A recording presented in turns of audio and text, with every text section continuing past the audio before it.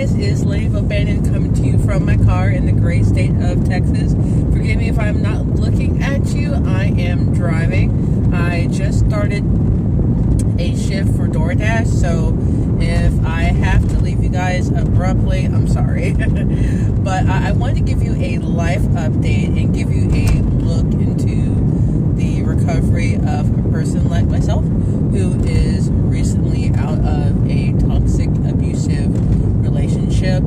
I was married to a person who I suspect is pathologically narcissistic for a little over 8 years. I knew him as a friend about several months or so prior to us getting together, but everything went pretty fast, and at one point I questioned whether it was all too good to be true, because it's just like everything was falling into place, and this guy wanted to talk to me, and he wanted to text, he didn't mind hopping on Messenger, he didn't mind actually hanging out and doing stuff with me, going places with me. It was great. So who would have thought 8 years later that I would be in the literal fight for my life and my children's lives? Anyway, it's been, let's see, I'm not good at math, so I'll just say that it's been since mid-October-ish that we haven't physically been living together. The divorce was actually signed by the judge and finalized on December the 10th of 2018. And yes, I know the date. That's going to always stick out in my memory because it was the date that I was legally set free from this toxic person. But with all that said, it's been difficult to process everything because, everything has gone topsy-turvy. I feel like I am dealing with a neighbor I don't see all the time and don't really know much about, as opposed to someone I spent almost a decade with. So it's just kind of crazy how it's really hard to relate to him, or rather get him to relate to me.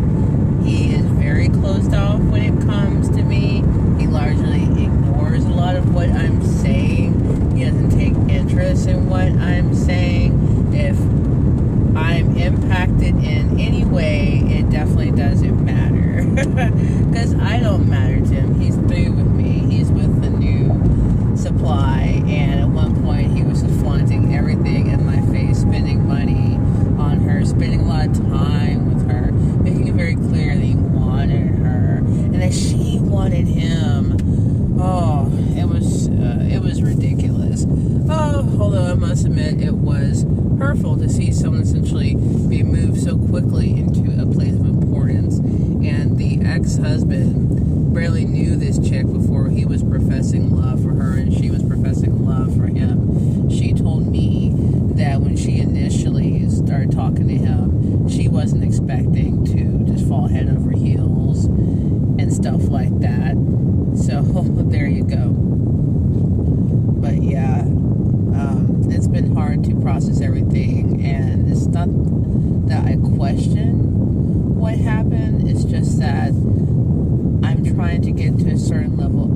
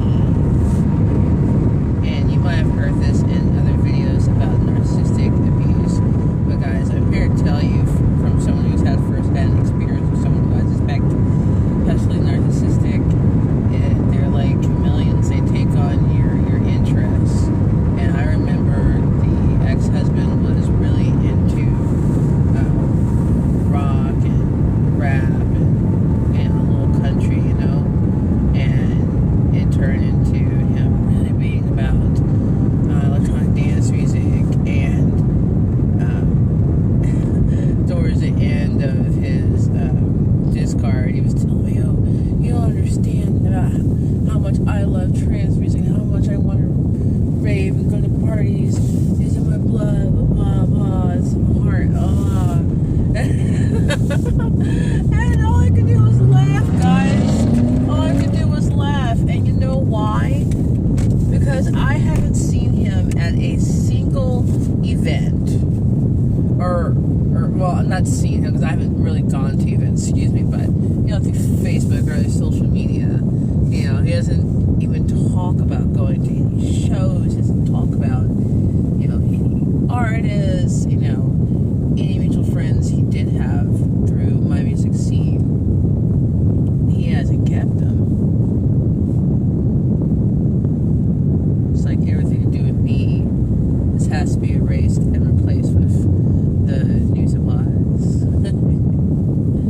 He'll go to stuff that he doesn't want to go to, and he'll watch stuff that he doesn't really want to care about because the news and lies has told me in person that that he'll go and he'll just put up with whatever it is that she wants to attend or whatever. That's great, but it should be like a big old red flag. Like, hey, this guy, he's doing something really begrudgingly just to appease you. But he doesn't really go out of his way to please you. You see, he just goes for what seems to work. Just throwing money at the person. Being all up there behind. Making them feel like they're a princess. But oh no, you'll be a villainess soon enough. I've seen it. I have it on video. And I have it on record, but hey. Anyway, there's a lot that I feel like I need to work through it, and I think a therapist is just one type of professional that can help me do that. It felt great to sit down and talk with someone, and for them to be affirming, for someone to set some goals for me, or to help me set goals, I should say. The homework exercise I was given to is to think about what boundaries I want to have, or I want to know about anything. Never mind if it's something easy or hard, just what do I want? And for the first time, I've had to really sit and think and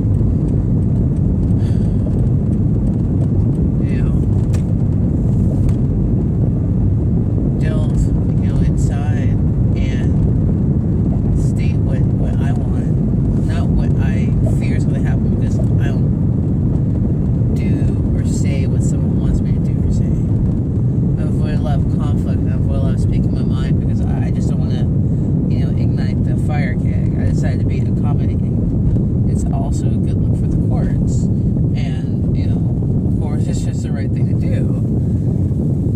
Well, generally speaking, you gotta do what you gotta do.